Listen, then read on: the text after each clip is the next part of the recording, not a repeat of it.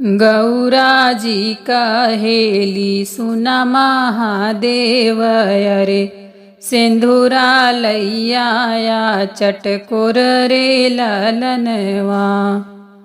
गौराजी कहेली सुना महादेव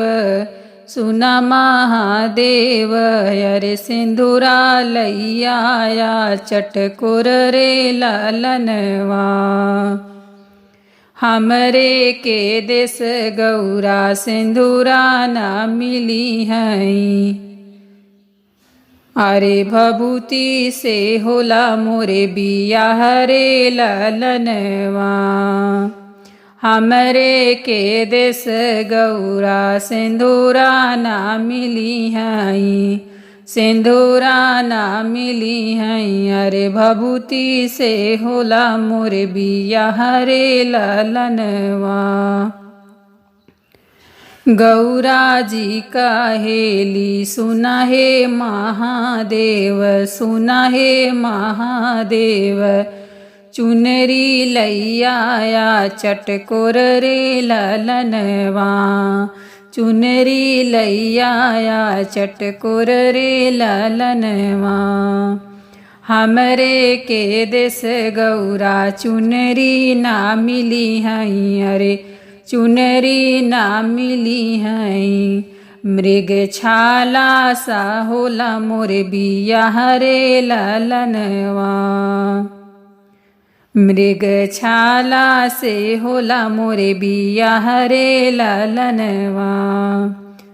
गौराजी कहेली सुना महादेव, सुना महादेव, अरे हरवा लैया चमकदार रे ललनवा।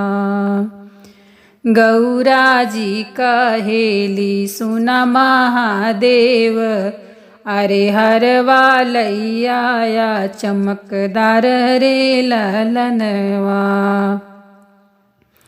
हमरे के देश गौरा हरवा ना मिली हई, अरे हरवा ना मिली हई, सपवा के करीला सिंगार रे ललनवा। सपवा के करीला सिंगार रे ललनवा।